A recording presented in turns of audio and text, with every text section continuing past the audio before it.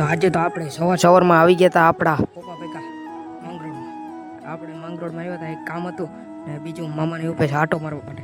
અહીં આવીને જોયો હતા તો આ આપણા મામાનો છોકરો, આપણો ભાઈ જોતો તો મોબાઈલનું એનું કામ થઈ ગયું હતું. પછી આપણે ત્યાંથી આવીને આવી ગયા હતા ક્રિકેટ રમવા માટે.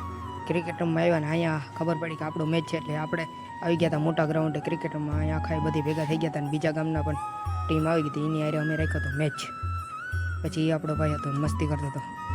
પછી આ બધી ટીમને ટોસને થતો હતો, તા થઈ ગઈ હતી બોલિંગ. પછી સામેવાળાની બોલિંગ હતી અને દાવને હાલતો હતો. પછી આપણી ટીમ વહી ગઈ હતી લોસમાં.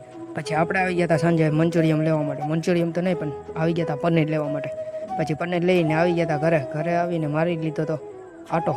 પછી સાંજે ખાઈ પીને આટો મારવા ગયા હતા ને આજ આપણે આપણી બેઠકે બેઠા નહોતા ને આટો મારવા ગયા હતા. તો આમ સામેથી આપણો ભાઈ આવતો હતો ગાડી લઈને આવ્યો તો આ એને તો કંઈક બાકાચીકી બોલાવવાની.